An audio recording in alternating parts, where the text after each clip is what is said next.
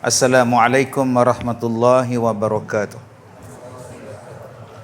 Bismillahirrahmanirrahim. Alhamdulillahi rabbil alamin.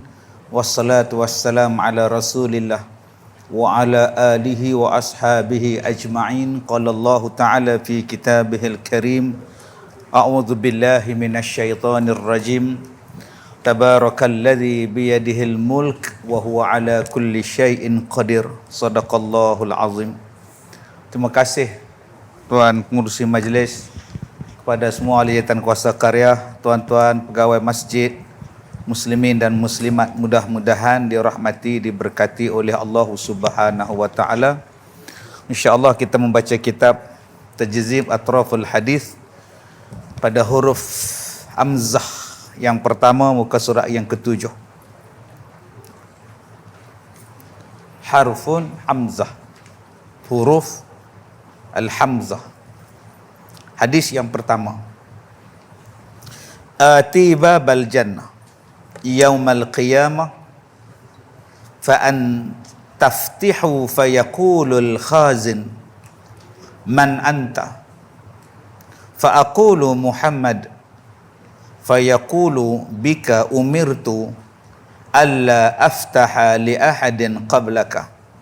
Rawahu Imam Ahmad an Anas bin Malik radhiyallahu an. Kata Nabi sallallahu alaihi wasallam, ati babal jannah, tibalah aku di pintu syurga yaumal qiyamah, pada hari kiamat. Fa an taftihu, terus aku pinta dibuka pintunya. Fayaqulul khazin, maka berkatalah yang menunggu pintu syurga, al khazin, man anta, siapa kamu? Fa aqulu, lalu aku berkata, Muhammad, aku adalah Muhammad. Fayaqulu bika, kata penunggu itu, bika umirtu, aku ni diperintahkan untuk engkau, alla aftaha, tidaklah aku membuka, li ahadin, kepada siapa-siapa pun, qablaka, sebelum daripada engkau. Hadis ini adalah riwayat daripada Imam Ahmad, daripada seorang yang berkhidmat dengan Nabi sallallahu alaihi wasallam, Anas bin Malik radhiyallahu an. Baik, tuan-tuan yang saya hormati, siapa orang yang pertama masuk syurga? Jawapannya Nabi Muhammad sallallahu alaihi wasallam. Bila Nabi sampai di hadapan pintu syurga, Nabi tanya kepada penjaga dia, al-khazin, yang menjaga pintu syurga, bukalah pintu ni. Penjaga tu tanya pula, man anta, siapa kamu? Jadi malam ni kita dapat man anta pun jadi dapat man anta pun cukup lah. Apa hang belajar hari ni? Man anta, siapa awak? Malaikat tanya Nabi, kamu siapa? Takkan malaikat tak kenal Nabi Muhammad? Takkan malaikat tak kenal ni Nabi Muhammad ni? Takkan tak kenal. Tapi pasal apa Nabi, malaikat tanya juga pada Nabi? Pasal amanah, pasal tugas, pasal kerja. Tuan-tuan tengok dalam cerita Isra' dan Mi'raj, kisah Isra' dan Mi'raj. Setiap tingkat langit yang Nabi nak pergi tu, semua malaikat tahan. Takkan dia tak kenal Jibril? Kira lepas palang lah, smart tag sudah lah, tak pun touch and go, lepas gitu. Tak tahan. Siapa ni? Muhammad, aku bawa Muhammad. Tanya. Pasal apa? Pasal taatnya malaikat kepada perintah Allah. Siapa nak lintas, siapa Nabi, tanya dulu. Kalau semua orang macam ni, tuan selamat. Kita hari ni tanya VIP nak mampu hang tak kenal aku, minggu depan tukar. Padahal tugas kita. Saya teringat dulu tahun 1988. Waktu tu sukan Olimpik dekat Seoul, dekat Korea. Siaran langsung, dia tunjuk gambar pemimpin Malaysia melawat kamp sukan Malaysia punya. dia pergi melawat. Orang Korea tu, dia tahan pemimpin Malaysia tu, saya tak sebut nama dia. Pak saya tak pakai tag nama ni. Bayangkan tuan-tuan. Satu orang jaga, pergi tahan hamba Allah ni. Pak saya apa? Pak saya tak pakai tag nama. Dah pakai baru masuk. Ni dia tuan-tuan. Ni cerita Korea dulu ni, waktu jadi sukan Olimpik dulu ni. Yang ni dia nak cerita kepada kita. Betapa amanahnya para malaikat. Betapa mereka ni taatnya kepada Allah Subhanahu wa taala. Bila Nabi kata buka lah pintu, man anta, hang siapa? Muhammad. Dia kata aku tak pernah buka pintu ni melainkan hanya untuk engkau. Subhanallah, masya-Allah. Tuan-tuan yang saya hormati, yang kedua yang Nabi nak cerita dalam hadis ni tentang kemuliaan Nabi. Baginda adalah orang yang paling bangga, paling ramai sekali pengikut umatnya di hari kiamat. Semua nabi-nabi ni berbangga-bangga dengan pengikut masing-masing, umat masing-masing. Tetapi Nabi Muhammad sallallahu alaihi wasallam cukup suka dengan kita. Pasal kita adalah yang paling ramai umatnya kepada nabi-nabi. Nak banding dengan nabi yang lain, nabi kita Nabi Muhammad, umat kita lah yang paling ramai sekali. Kebanggaan Nabi pada kita. Pasal kita lah umat Rasulullah yang paling ramai. Masalah dia, kita bangga tak kita ni jadi umat Rasulullah? Yang tu yang jadi persoalan tu. Bangga ke tak bangga jadi umat Nabi Muhammad? Apa benda yang menunjukkan yang kita ni bangga jadi umat Rasulullah? Kita tonjolkan sifat Rasulullah dalam diri kita. Kita tonjolkan akhlak yang Rasulullah buat. Kalau boleh kita benda akhlak macam akhlak Nabi Muhammad. Kita laksanakan apa tuntutan yang Nabi Muhammad ajar, sunnah yang Nabi Muhammad tinggalkan. Itulah tanda yang kita ni bangga, kita ni bersyukur, kita ni jadi umat Nabi Muhammad. Tapi apalah maknanya tuan-tuan, kita ni dengan Nabi Muhammad tak kenal, dengan sunnah Nabi kita rasa tak apa nak sesuai. Duk pelan-pelan tolak sunnah Nabi ni.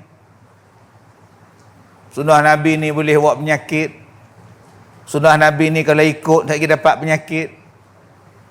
Tapi nak di hari kiamat nak jumpa Nabi minta syafaat. Di hari kiamat nak jumpa Nabi nak minum telaga Kausar. Duk minta air telaga Kausar. Tak malu ke tuan-tuan? Besok sampai di hari kiamat malaikat cabut kita pergi lontar jauh-jauh. Pergi lempak jauh-jauh. Tak malu kan? Nabi kata, hai itu umat aku tu, hang lempang siapa? Muhammad, kamu tak tahu lepas kamu mati, puak-puak ni buat benda hak kamu tak nak buat. Depa ni duk buat benda hak kamu tak nak buat. Sebab tu dilempar jauh-jauh. Jangan duk rapid dengan telaga Kausar ni. Soalan yang kita kena tanya pada diri kita, dapat tak tuan-tuan kita ni minum air telaga Kausar Nabi sallallahu alaihi wasallam? Kalau perangai kita macam ni,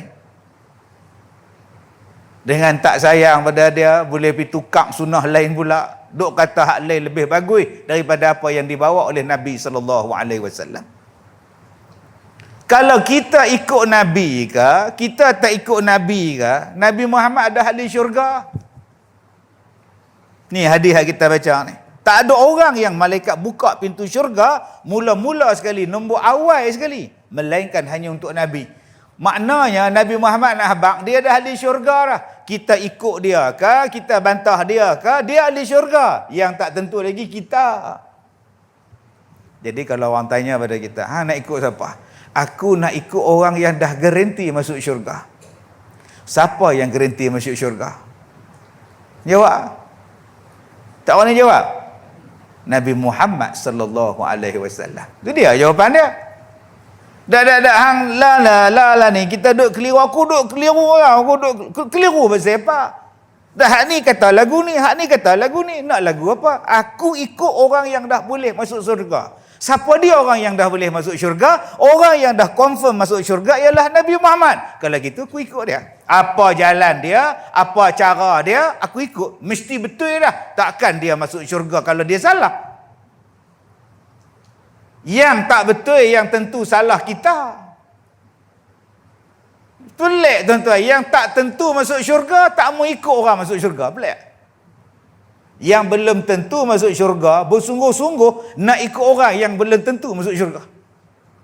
Salah tu. Orang yang nak confirm masuk syurga Nabi Muhammad, baik aku ikut dia. Sebab tu ada orang ikut Nabi sebiji. Rambut cara Nabi, janggut cara Nabi, duduk cara Nabi, jalan cara Nabi, makan cara Nabi, tidur cara Nabi, semua cara Nabi. Ibadat cara Nabi, muamalah cara Nabi, menikah cara Nabi, bekerja dengan cara Nabi. Sebab apa?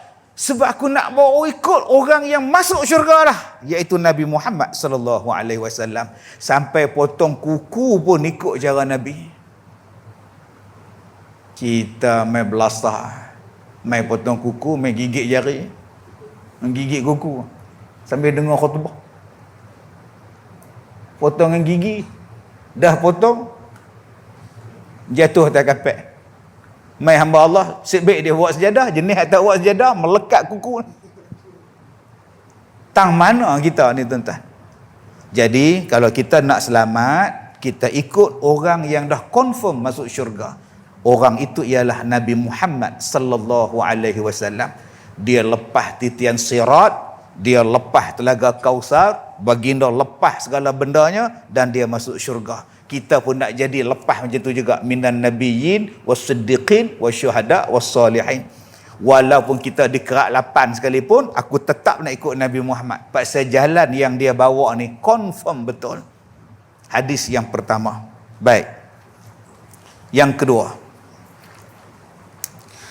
itil ma'ruf. Bunyi bacaan tu bukan itil, walaupun dia ada hamzah.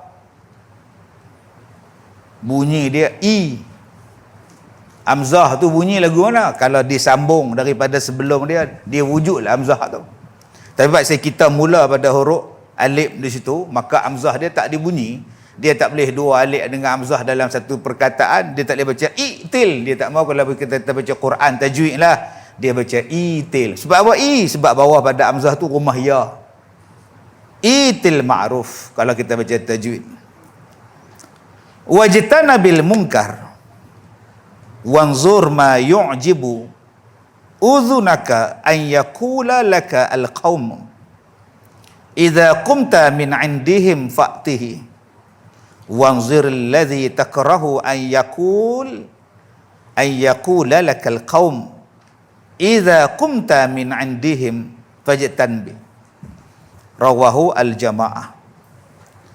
Baik, itil ma'ruf, datangkan kebaikan. Al-ma'ruf, baik, bawa kebaikan, bawa ke ma'ruf. Wajtanibil munkar, dan kata dia lagi, yang mana mungkar itu hendaklah kamu jauhi.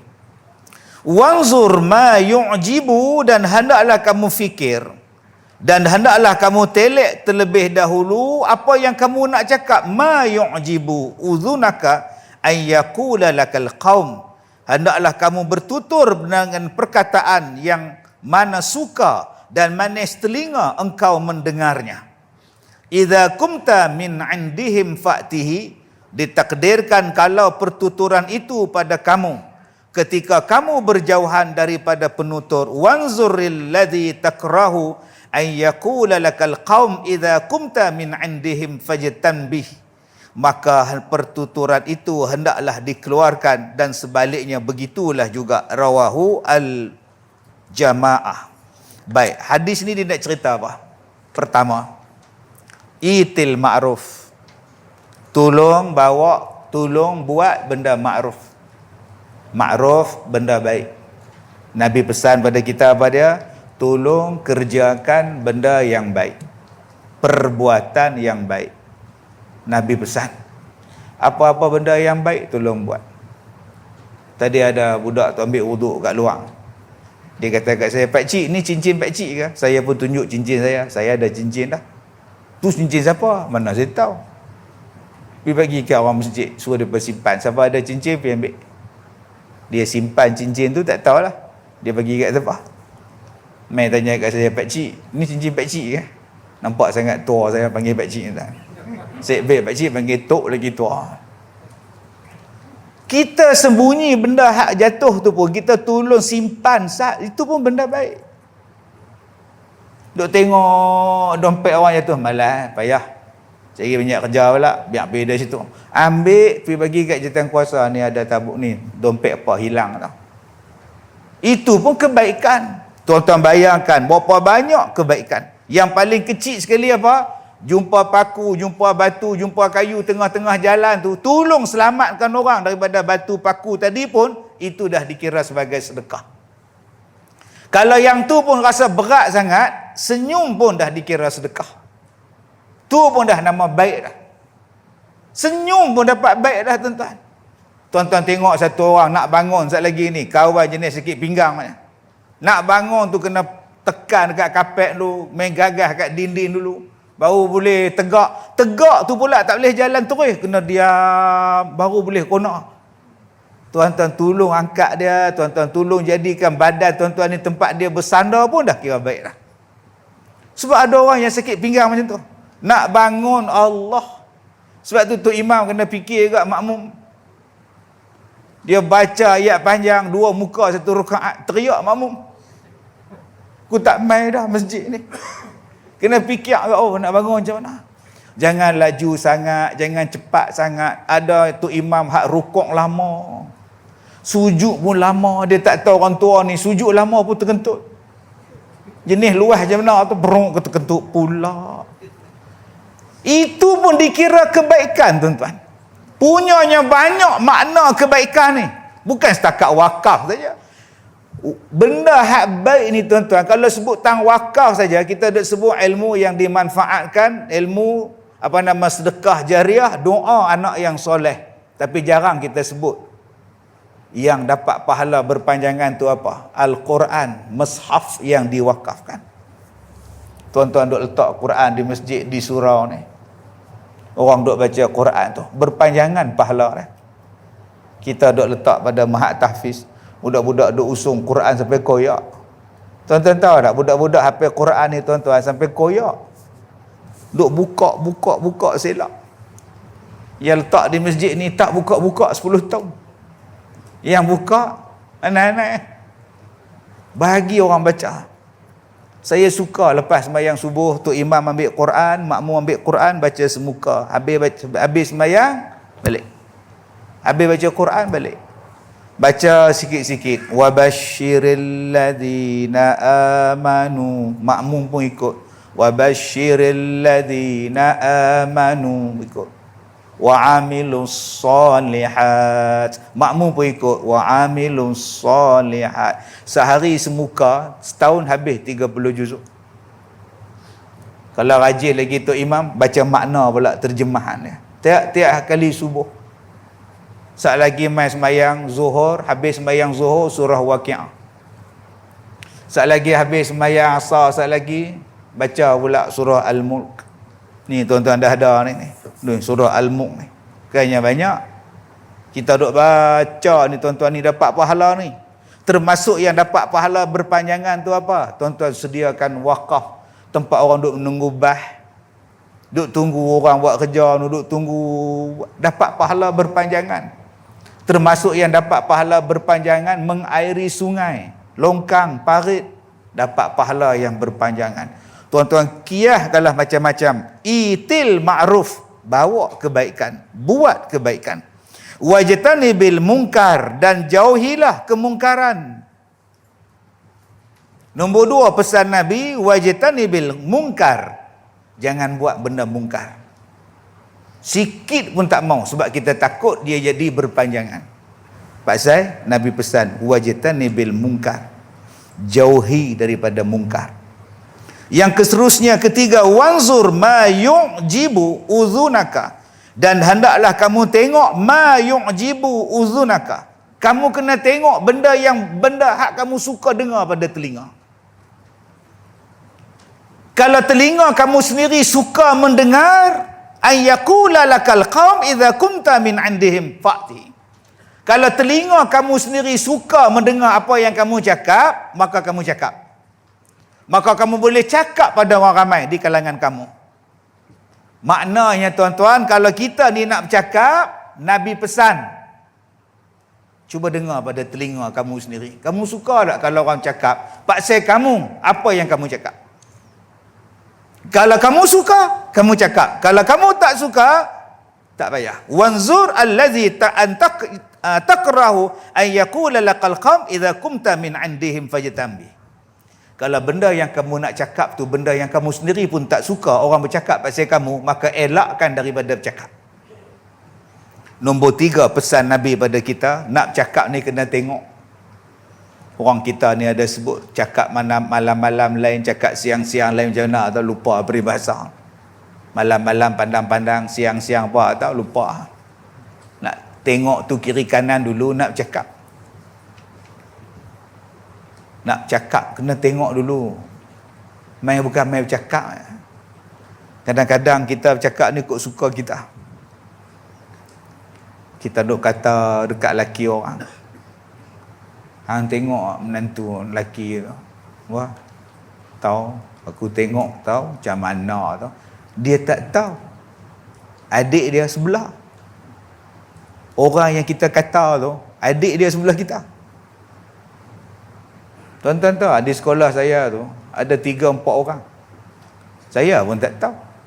3-4 orang penyanyi, pelakon, mak bapak dia duduk sekolah saya. Saya tak tahu. Mereka tak abang. Mereka pun tak abang kat saya. Ada satu juara akademi apa tau. Mak dia ada kat sekolah saya. Saya tak tahu. Buatnya saya kutuk budak tu depan mak dia macam mana. Anak dia pelakon. Duduk sekolah saya. Yang anak ni pelakon pak lawak ni, yang anak dia jadi pelakon pak lawak, mak bapak dia duduk mengaji dengan saya. Baru minggu lepas saya tahu anak dia tu maharaja lawak. Mana saya tahu, kita bukan kenal maharaja apa. Kopi maharaja kita tahu. Rupanya anak dia program maharaja lawak, anak dia masuk. Mak dia pula duduk mengaji dengan saya. Sebab tu nampak.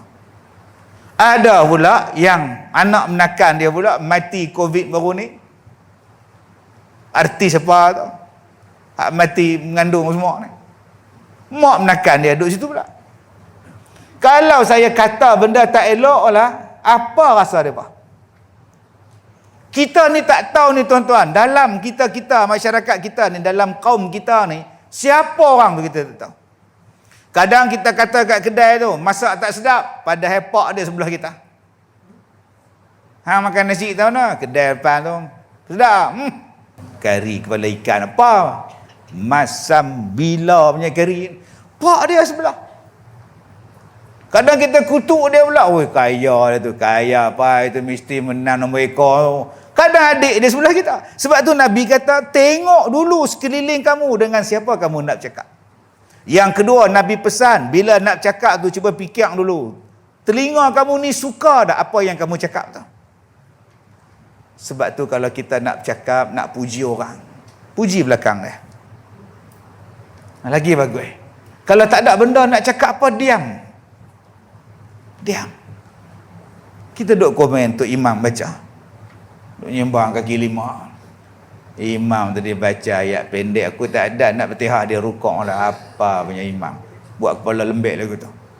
Dia tak tahu cucu tu imam sebelah tu tok. Tadi ada orang kutuk tok. Dia kata apa? Tok tak jadi imam, baca ayat pendek, tak ada nak habis bertihah. Amai tunjuk kat tok, mana dia? Tu orang tua tu. Jadi imam besok aku tak mau, aku letak jawatan. Sudah tuan-tuan. Terasa tu tuan-tuan, dia letak jawatan, tak mau jadi imam. Jenuh tu lebih tu pula nak ganti jadi imam. Lagi pendek ayat dia baca, inna a'tayna bagi 2. Rakaat 1. Inna a'tayna rakaat 1. Hak kedua ni fasalli li rabb. Baru hantar macam mana nak jadi imam. Sebab tu tuan-tuan, bila kita nak cakap, berhati-hati. Macam saya ni nak ceramah ni. Sebab tu orang Arab kata, bercakap ni lebih tajam daripada pedang. Pedang kalau saya ada tuan-tuan, kalau saya mengamuk lah, 3-4 orang depan ni, tak boleh lari mana. Yang paling untung siapa? Hak depan pintu. Saya buat pedang, dia lari dah. Sebab tu, perkataan lebih bahaya daripada pedang. Pedang kalau dia libah hak depan ni saja. Tapi perkataan kalau dia libah, satu dunia boleh dengar. Sekarang apa yang kita duk tengok ni tuan-tuan ni. Ni siaran langsung sampai ke mana ni. Berapa ribu duk tengok kita sekarang ni. Hak sekarang, lepas ni tengok lagi.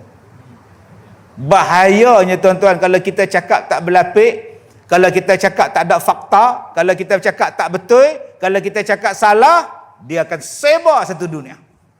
Nak apa betul balik bukan senang lah. Sebab tu Nabi kata, wanzur, tengok apa benda yang kamu nak cakap.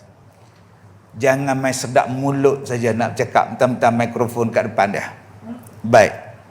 Maksudnya hadis ini mengarahkan kita mengelokkan akhlak, menjauhkan umpat celah dan kata mengata sesama Islam. Baik, hadis yang ketiga. Afatul ilmin nisyan wa idha'atuhu an tuhadditha bihi ghaira ahlihi. Rawahu Ibnu Abi Syaibah. Nabi SAW sebut, afatul ilmi an-nisyan.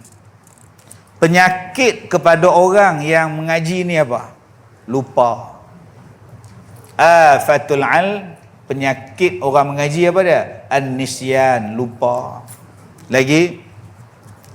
Yang kedua kata dia, wa idha'atuhu an tuhadditha bihi ghaira ahlihi. Yang kedua, dan kalau diajarkan ilmu kepada yang bukan tarafnya, itu nama dia sia-sia.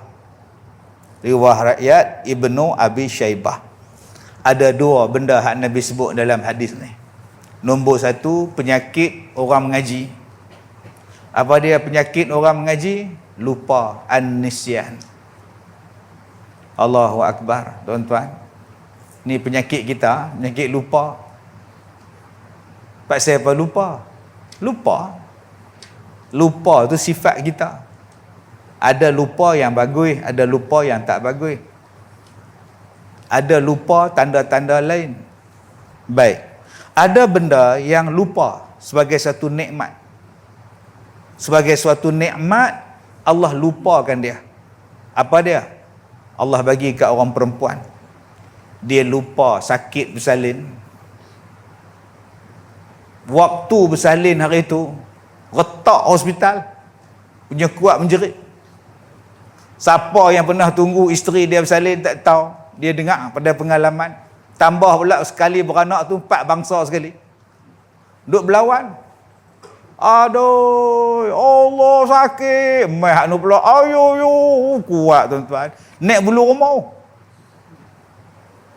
Habis bersalin dia jahit lah apa semua ni. Dia kata kat laki dia, abang oi cik tak mau dah beranak.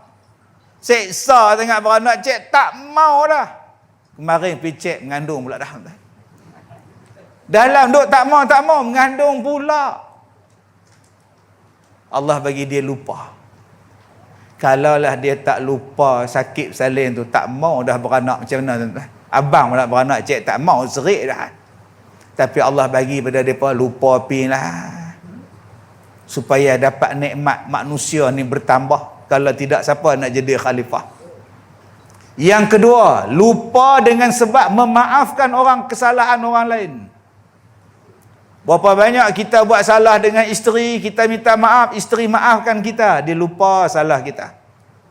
Dia lupa sungguh tuan-tuan. Cuba tengok Nabi Muhammad melupakan musuh-musuh Nabi Muhammad bila masuk Islam. Nabi sayang dekat mereka, Nabi bagi kerja kat mereka. Nabi tak ada nak ingat dah. Tu lupa yang penuh dengan kenikmatan.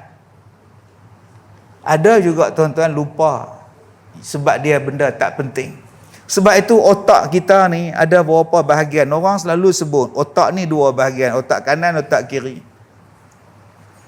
Sebenarnya dia ada 3. 2 otak ni kiri kanan, tapi dia ada 3 side. Side hak ni, hak depan sekali ni, side hak tengah, side hak belakang. Dia ada 3 side. Memanglah 2, hang kita tengok 2, tapi dia 3 peringkat. Peringkat pertama duduk tang depan ni. Ni. Saya start kuliah tadi 8:05. Apa yang tuan-tuan dengar tadi ni, Sekejap ada, sekejap simpan, sekejap lupa. Apa yang saya ajar tadi? Berapa ramai ingat? Man anta. Dia ingat. Oh, ada yang man anta, lupa. Sebab tu dia mesti lupa, nampak. Automatik dia garu dahi dia. Lupa, betul Allah, lupa, nampak. Sebab tang sini, apa yang kita dengar tadi baru tang sini ingat. Siapa yang sebut man anta tadi, setahun dia tak lupa. Sebab dia ingat tang sini lah. Aku duk ingat lagi Ustaz Ghazim mengajar aku man anta sampai sini ni. Satu lagi ingatan yang takkan hilang, nama dia di belakang. Di bahagian belakang kepala kita. Nama kita sendiri, nama anak, nama cucu, nama mak, nama kampung, nama negeri, dia takkan lupa di belakang ni. Sebab tu kalau tuan-tuan tertomo jatuh motor, benjol dahi, insya-Allah tuan-tuan ingat. Mat. Bengkak dahi ni. Mat, hang kena aku. Ni bawah. Dia sepak kita tahu. Aku ingatlah. Pak saya apa? Pak saya dia baru tertomo. Tetapi kalau dia terlentang, jatuh bilik ayak depan tu tengah duduk, terlentang kepala ke belakang, cuba tuan-tuan tanya dia. Mat, ni berapa Mat? Wah. Tu yang jadi biol. Seminggu tak ingat. Ni, hak belakang ni. Sebab tu orang tua-tua pesan, jangan tampar belakang kepala orang. Bergegar otak dia, ingatan dia lost. Dia habis. Berapa banyak orang yang jatuh bilik ayak, hak belakang tu. Cuba kita tanya, Haji Mat jatuh bilik ayak, dia tertumuh ke terlentang? Dia tegak tu tak jatuh. Bodoh. Aku tanya dia jatuh belakang ke depan, dia kata jatuh ke tepi. Tepi tak apa, itu vertigo nama dia. Tapi kalau jatuh ke belakang ni tuan-tuan, kadang dia koma, kadang dia pingsan, kadang dia tak ada. Dia tak ada. Sebab tu kalau hak belakang ni tuan-tuan lupa, tu nama dia nyanyok. Sepatut tak boleh lupa. Hang nama apa? Kamu nama apa? Tu yang aku masuk hospital. Lupa nama. Sebelum masuk ingat nama Osman. Betul? Bila masuk lupa tu. Nampak entah. Agak-agak kita nak hantar dia pergi mana. Sebelum masuk hospital, hang ingat tak nama hang apa? Ingat nama Osman. Ni hang ingat tak lepas masuk ni? Tak ingat, lupa. Lah. Pak saya apa? Bahagian belakang switch dia kacau. Sebab tu bahagian switchboard belakang ni tuan-tuan, jangan duk kacau. Kalau hak belakang ni dia kacau, dia jadi nyanyok, dia jadi gila, dia jadi pelupa. Sebab tu kalau kita nak mengaji, pastikan ilmu kita duk tengah-tengah ataupun duk tang belakang kepala. InsyaAllah tak lupa lah. Kalau duk tang sini tuan-tuan, keluar pada pintu cermin tu, dia tengok cakotia depan tu, dia lupa tu. Ni. Jadi waktu saya duk mengaji dulu, macam mana nak bagi ingat supaya hafazan Quran ni melekat tak hak di tengah-tengah kepala, melekat terus di belakang kepala, macam kita lekat surah Al-Fatihah. Tuan-tuan hari ni melekat surah Al-Fatihah, tolaklah macam mana pun tak boleh lupa lah. Pak saya dah tang sini lah. Tu yang saya duk ajar budak-budak yang nak hafal Quran. Nombor 1, baca satu muka surat 40 kali. Tuan-tuan di sini yang nak hafal surah As-Sajdah, nak hafal surah Al-Insan, kok nak jadi tok imam lagi 2 tahun, baca surah As-Sajdah tu, satu muka surat tu 40 kali. Satu ayat 40 kali, satu ayat 40 kali. Lepas cukup 40 kali baru hafaz. InsyaAllah tuan-tuan, kalau tuan-tuan boleh hafaz, tuan-tuan bila baca tu, seolah-olah tuan-tuan nampak ayat Quran depan mata. Maknanya ingatan kita ni dah kuat. Lepas tu pantang layak lah. Ada yang kata tak boleh makan kepala ikan lah apa lah, terpulang. Memang saya sampai lah tak makan kepala ikan, kari apa semua tak makan. Sampai sekarang. Orang kata ustaz yang tu lah sedap. Sedap pun suka hang lah, sedap benda-benda lain lagi. Sebab saya lebih sayang hafalan saya ni daripada benda tu. Saya takut bila makan benda-benda tu dia ganggu ingatan. Yang kedua, jangan buat maksiat. Jangan duk tengok benda haram, dia ganggu kita kita punya ingatan. Al-ilmu nurun, kata guru Imam Syafi'i. Ilmu ni adalah cahaya. Nurullah la yahdi 'alal ma'asi. Cahaya Allah tak akan masuk dalam orang yang buat maksiat. Cahaya tak akan masuk dalam orang yang buat maksiat. Dan itulah penyakit orang yang mengaji. Nama dia apa? Nama dia lupa. Afatul 'ilm an-nisyan. Yang kedua, kata Nabi sallallahu alaihi wasallam, wa idha'atuhu an tuhaddisa bihi ghaira ahlihi. Dia kata ilmu yang sia-sia ni apa? Ilmu yang sia-sia ialah ilmu yang diajar bukan pada orang dia. Bi ghairi ahlihi, bukan pada orang dia. Pergi ngajar budak tadika ilmu rumah tangga. Budak tadika 5 tahun. Adik, hari ni kita nak belajar zihar nah. Ulang adik, zihar. Pakai duk hafal budak tu zihar tu mendatang apa? Dia tak ada faedah untuk dia. Umur dia 4 tahun pergi ajar umrah dan haji. Dam takhir, dam apa semua pergi cerita kat budak tadika. Tak, dia tak boleh. Bukan semua ilmu kena pergi ajar kat dia. Okey, nak mengajar ni kena tengok dengan siapa. Tuan-tuan, saya ni baru 2-3 hari ni start ceramah balik. Start kuliah balik, tahun tak ada ceramah PKP ni. Duk ceramah dalam Facebook ni. Dulu saya tak ada kuliah maghrib. Sebab apa? Sebab duk ceramah. Kuliah tak ada. Sebelum ceramah, kerja saya kuliah sepanjang masa. Saya start mengajar tahun 90. Tahun 90 dah start mengajar. Dah 32 tahun. Tua pada umur tuan-tuan ni. Tapi nampak saya maintain muda bela. Nak tahu petua dah. Nak tahu petua dia. Dia kata sedut lemak embung. Baik, saya mengajar mula-mula kuliah maghrib. Ceramah kuliah. Ceramah tak ada, kerja buat kitab mata. Sampai matang pau. Masjid Matang Jangguih, Masjid Batu tahun 94, 95. Sampai mengajak Sungai Dua, mengajak sampai belah-belah pulau ni, dulu-dulu ni. Lepas tu tak ada nak mengajak kitab. Dia pergi mengajar ceramah pula dah. Tak ada kitab, main ceramah pula. Buat di padang, buat di masjid, buat di stadium, buat di macam-macam lah. Buat di TV. Lepas tu stop ceramah, PKP. Ni baru nak start balik. Tak tahu, lepas ni stop balik. Dia start dengan stop, dua-dua serupa. Tuan-tuan, tuan-tuan bayangkan kalau saya ceramah di padang, di stadium, kehadiran 5 sampai 15, 20 ribu orang. Tuan-tuan nak expect apa kalau kita ceramah di dalam stadium? Misalnya saya pergi ke Singapura, stadium Insun, tempat dia pemain AAF Suzuki baru ni. Tempat tu saya ceramah tu, di stadium tu. Stadium tu saya ceramah tu tuan-tuan bila saya pergi Singapura. Atas stand tu penuh orang, di padang penuh orang. Punya hebat orang Singapura ni. Tuan-tuan nak bayang apa kalau saya ceramah di situ? Dengan budak, dengan orang tua, dengan bersesak, dengan panas, dengan bunyi kereta, dengan ramainya manusia. Boleh tak saya ceramah? Tuan-tuan, mengikut pandangan kita, Islam mengajar kepada kita, agak-agak mereka tu tidur ke, balik ke apa? Masa itu saya tak boleh nak buka syarah macam ni lah, tak boleh. Masa tu saya kena jadi penghibur untuk dia orang.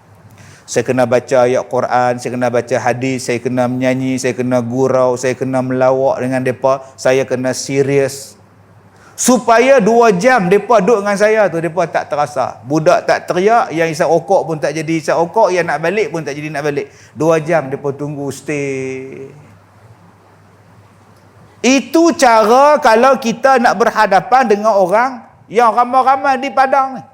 Yang duduk dalam gelap, duduk atas motor, yang duduk dengar dalam kereta pun ada, yang duduk dengar dalam van, yang duduk atas pokok, yang bawa kerusi, yang tidur atas lantai, yang duduk atas padang, yang mari pula bukan Islam, yang mari pula yang tak tutup aurat nu. Tuan-tuan pergi ke Sabah nu, saya pergi ke Tawau, 30-40 ribu orang tuan-tuan di padang bandaran. Nak cakap apa ni? Penuh melanyuk ke hujung. Saya kena gunakan energi yang lain. Benda yang memudahkan mereka faham. Yang memudahkan mereka dapat. Saya tak boleh nak bawa mengikut pendapat. Syafi'i berpendapat bahawa benda itu adalah haram. Tetapi bagi pendapat Hambali mengatakan pula, sampai bila nak selesai ni? Hambali kata macam ni, Ibnu Taimiyah kata lagu ni. Tapi pendapatnya dibantah pula oleh At-Tabari. At-Tabari dibantah pula pendapat. Sampai bila nak bantah ni? Ini bukan kuliah. Sebab tu kalau kau nak cerita bab-bab yang dalil macam tu, kau pergi buka kuliah tu lagi. Buka kuliah, duduk dalam bilik aircon, ada kerusi, ada kitab, ada semua. Buka. Masing-masing ada kitab, buka dalil. Ni cerita dia. Orang yang duk cerita masalah dalil ni, mereka tak mengajak orang ramai-ramai, tuan. Dia tak mengajak orang hak mari ni duk bawa usung, bawa kain, bawa tikar main mengaji ni. Tuan-tuan pergi ke Sabah no. Pergi ke Sarawak. Sekali mereka main tuan-tuan, naik pick up. Daripada mana ni? Saya main nak pergi tu dengan sawit sepanjang jalan, naik bot, naik ferry pula. Boya nampak ni. Saya kata dalam hati saya, ada orang ke puak-puak ni? Punya senyum sepi ni, tak ada orang ke?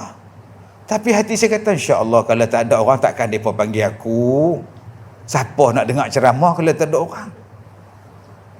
Main belah kita pula ramainya orang dekat jalan, main masjid tak ada orang. Tu pelik tak? Yang tempat depa pula tak ada orang. Main ceramah tuan-tuan, main mana ni?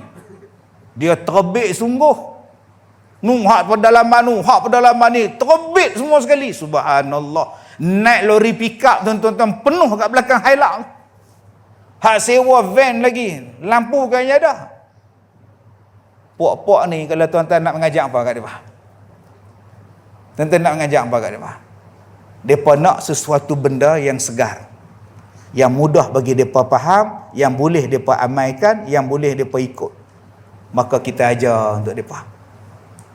Tapi untuk hak mengaji, hak betul-betul je ni tuan-tuan, yang kena betul-betul nak bahaskan ilmu, tak boleh di situ. Sebab saat lagi depa duk tengok jam, depa gaduh nak balik. Ni nak jumpa balik Ustaz Kazim ni bila ni? Tak jumpa dah. Kali jumpa dah. Bukan senang nak mari ni Sabah Sarawak tu. Sebab tu kita ajar cara macam ni. Tapi untuk pengajian yang berkitab, pengajian yang perlukan dalil ni, menurut pendapat yang ni, menurut pendapat, ambil keputusan yang ada. Tempat dia di mana? Di universiti. Tempat dia di mana? Di madrasah. Tempat dia di mana? Pada orang yang mengaji tetap. Yang tu.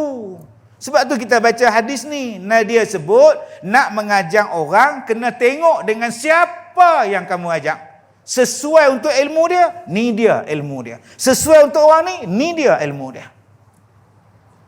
Macam tuan-tuan tengok dalam TV, Forum Perdana Ehwal Islam. Satu ahli panel, 3 minit je. Tuan-tuan nak expect apa 3 minit?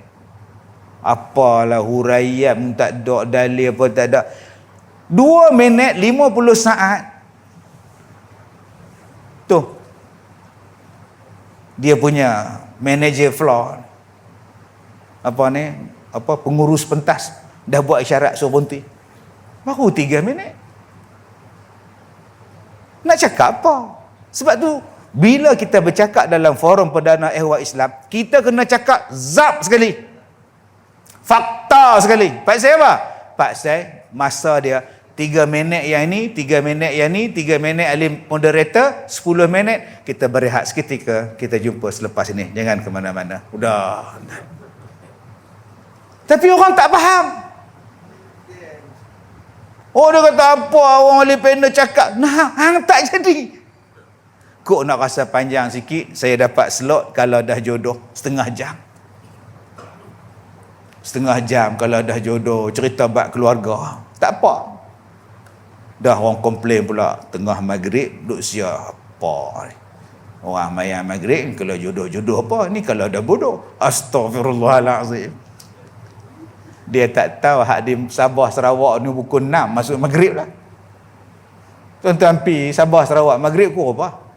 Depa target Sabah Sarawak Brunei. Sebab tu depa siap 7.30. Sana dah habis maghrib lah.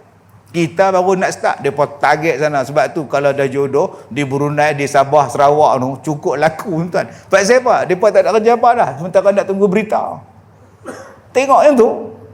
Itu nama dia teknik pemasaran. Kalau kita menggunakan teknik pemasaran yang betul, cara yang betul dalam kita nak mengajar, insya-Allah orang suka dengan teknik pengajaran kita. Kena bijak ni, hak mengajar ni tuan-tuan ni, hak kena kuliah maghrib ni kena bijak. Macam mana nak tarik orang? Sebab tu kalau kita ceramah 4 orang yang main, jangan duk marah pada orang yang main 4,000. Saya main 4 orang. Dia main 4,000 ni apa ni? Saya ni mengaji di Mesir ni. Sudah tuan. Memanglah tuan mengaji di Mesir, tapi tuan nak baca tu lambat nak je habis. Jadi janganlah kita duk marahkan orang. Sebab tu Nabi ajak dah. Nabi ajak pada kita mengajar mengikut ahlinya.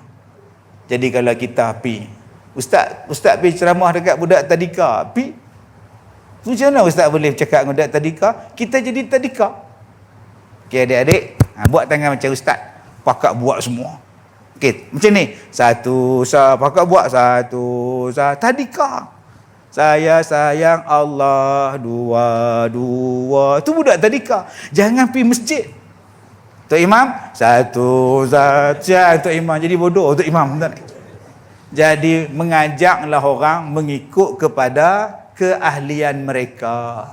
Baik, hadis yang seterusnya. Afatuddin salasah. Faqihu fajir. Wa imamun jair wa mujtahidun jahilun. Penyakit bagi agama ni ada 3. Afatuddin, bukan afatul lazi pula. Tengok betul-betul. Tu ustaz tu kelabu. Afatuddin, penyakit agama ni ada 3. Salasah. Faqihun fajir, alim tapi jahat. Tu penyakit agama. Kita harap dia lah alim, dia lah cerita hak betul. Dia pula pergi ajak orang buat jahat. Patut dia lah mempertahankan sunnah Nabi. Dia pula menghalaikan orang ikut. Orang bantah sunnah Nabi.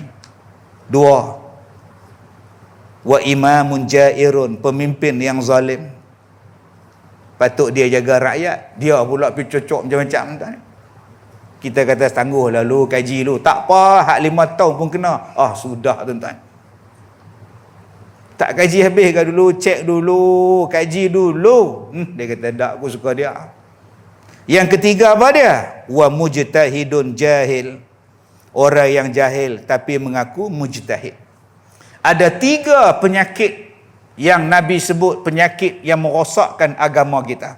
Nombor 1, orang alim tapi jahat. Yang Nabi sebut dalam hadis, min indihim takhrujul fitnah wa fihim ta'ud. Daripada mereka lah timbulnya fitnah, dan fitnah itu akan kembali pada mereka. Nabi sebut di akhir zaman yang paling jahat siapa dia? Bukan Isa Dadah. Nabi kata manusia yang paling jahat yang duduk bawah langit ni siapa? Ulama'uhum syarri man tahta adimis sama. Ulama-ulama mereka adalah yang paling jahat sekali yang duduk di bawah langit. Bayangkan. Saya tak mau tuan-tuan. Sebab tu baik saya tak ulama. Tak apa, saya tok gurau, tak apa. Nabi kata hak paling jahat dekat-dekat kiamat ni ulama. Daripada mereka lah mengeluarkan fitnah, dan fitnah tu balik pada mereka. Nombor 2 kata Nabi, wa imamun jair, pemimpin yang zalim. Yang ketiga kata Nabi, wa mujtahidun jahil, orang yang jahil yang mengaku dia adalah mujtahid, dia boleh buat keluar hukum. Saya tak boleh buat keluar hukum, saya membacakan hukum. Ustaz, apa hukum yang ni? Mengikut pendapat mazhab Syafi'i, hukum dia yang ni. Yang tu je saya boleh buat. Saya tak boleh nak buat keluar hukum saya. Kalau kita melihat kepada, hang siapa nak melihat kepada siapa? Sebab tu kita perlukan kepada ulama. Sebab kita tak taraf kepada mujtahid. Tapi hari ni orang dengan beraninya, saya tak mau ikut mazhab. Saya nak direct dengan Nabi. Allahu Akbar. Dan zaman Nabi dulu Ustaz, dia tak ada ulama mazhab. Kenapa hari ni ada mazhab? Saya nak ikut Nabi. Oh, dahsyat. Tuan-tuan jumpa ada orang macam ni? Jumpa. Saya pun jumpa. Mai hantar surat berjela. Hantar mesej berjela. Satu hari, saya ni rajin. Saya kata kat PA saya, invite dia mai. Jumpa saya, kata nyemah-nyemah minum kopi. Dia mai tuan-tuan. Dia kata saya tak mau ikut mazhab ni. Apa Syafi'i ni mai mana? Saya kata macam ni. Jadi abang nak buat apa? Saya nak ikut Nabi tu. Direct pada Nabi. Kita pergi terus straight to the point. Abang baca Quran tak? Baca. Abang belajar dah baca Quran? Belajar dengan siapa? Ustazah dulu, tahun kecil dulu lah ustazah, lepas tu masuk kafar, mengaji dengan kafar. Tak direct dengan Nabi. Pergi direct dengan Nabi. Pergi Madinah duduk. Pasal apa nak cari ustaz pula? Pasal apa nak cari ustaz pula? Ustazah tu, dia mengajar abang tu, dia mengaji dengan siapa? Sebelum dia mengajar abang, dia mesti mengaji dulu. Dia mengaji dengan tok guru dia. Tok guru dia mengaji dengan siapa? Tok guru dia. Tok guru. Atas tok guru, last sekali pergi ke Nabi. Bukan last sekali dia pergi ke setan. Abang faham tak? Abang mengaji fiqah ni, mengaji dengan siapa? Ustaz nu. Last sekali, dia pergi pada siapa? Imam Syafi'i pergi pada siapa? Pergi pada Imam Malik pergi pada siapa? Pergi pada sahabat Nabi tu pergi pada siapa? Pergi pada Nabi. Dia bukan pergi ke iblis.